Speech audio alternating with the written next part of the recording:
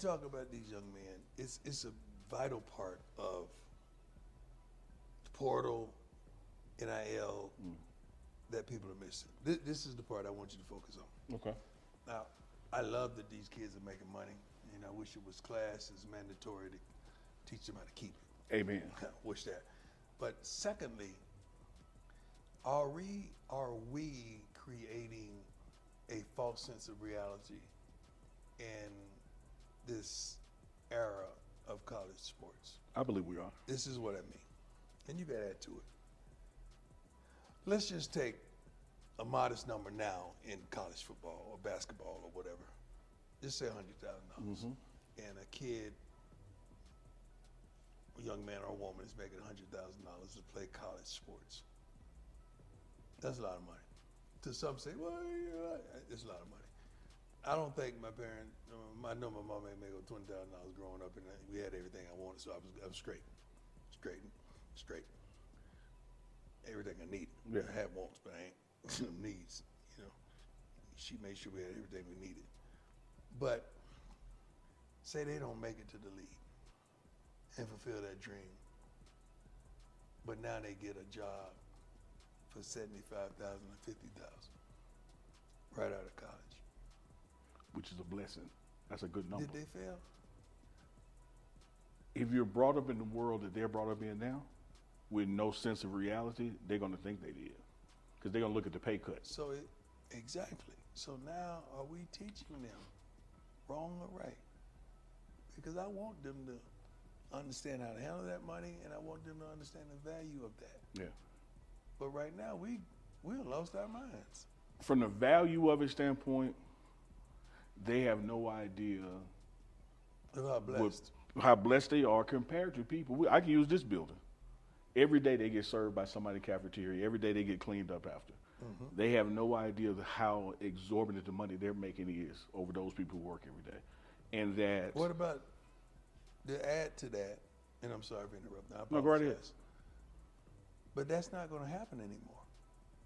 As soon as you walk away from here, who's feeding you every day? Exactly. 3 times a day. Exactly. Who's cleaning up after you? Nobody. Who's giving you rent money to live? It's over. So I'm asking, are we setting them up for failure or success? With no infrastructure, no classes, no way to maintain and control it and understand what you're, we're setting them up for failure, and a harsh failure. Because it ends when it ends. There's no grace period. It doesn't trickle off to February. When that last game is over in December, And God you don't eat up at Monday. It's so funny that God knows I prepared them for this. I've talked about this thoroughly. You have it on tape. I mean, if we don't do nothing else, we prepare these young men for life. Yeah. And life is gone life. When it's coming. Life is gone life. Now, you talk to them in February and March and April about December. Right. And it still seems as though it sneaks upon them. It does, because it sounds so far away. Right. They start listening in November, Right. when it's a month away. And then it's like, You know, we was on the field today, and we had a bunch of the young men back catching punts. And the running backs, I guess they was off duty at this point because all of them was in Go the back to punt Woodson, return yeah. line. And I went back there, because some things I just can't take it no more, you know. So, and I try my best to just, coach don't say no, don't say no, don't say. And I said, guys, let me tell you something. Aim with 3 of y'all right here, right now, and these are the returners. They're going to return punts this season. The rest of y'all ain't returning punts. I said, let me tell you something. If you're not a top 10, top 15 pick in the NFL, guess what you're going to play? Special teams. yeah, absolutely. And if you don't, you're going to get cut. Absolutely. So instead of back here playing make-believe, Yeah. y'all better get y'all butt up there and try to get on that punt team or that punt return team or get on a special team to make sure you have the tools to make it at the next level. Yeah. That's just real talk. And that's just how I attack things. And I don't know no other way but to be honest. And sometimes it may not come out the way it should come out, but it just comes out the way it is. I told him just the staff this morning stories about Coach Mickey Andrews, who I adore, you know, how he coached us at Florida State back in the day, and it was unbelievable. And I love him and I respect him and I admire him today for the way he taught us, because it was no hold bars. I mean, it was 100. He kept it a buck, and he told us the absolute truth. And 10 out of 10 things that he said would happen happened. Not 9, 10. 10 out of 10. And I love him for that. Yeah. I can pick up a phone and call him today, and he gonna pick up right on point. The standard is the standard. Yeah.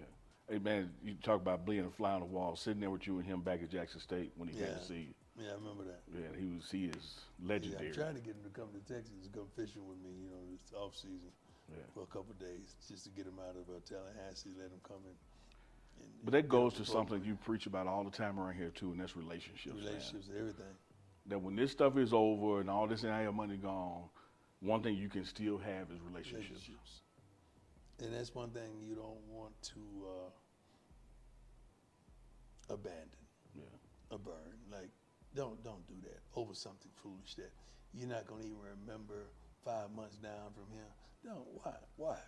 Come on. I'm more in resolve to peace. I want peace in all points of life. I want people that don't even speak to each other. I want to see how I could get them together so they can speak. I just want people to coincide with one another. Love thy neighbor as thyself. I just want peace. Yeah. That's what I want. Yeah. That's good. That's it. I'm good. C. Harris, managing partner of the Cochran firm Jackson, is one of the premier litigators in the United States. Dedicated to furthering the values of Johnnie Cochran, Harris believes attorneys have a duty to restore voice to the silenced and give justice to the wronged.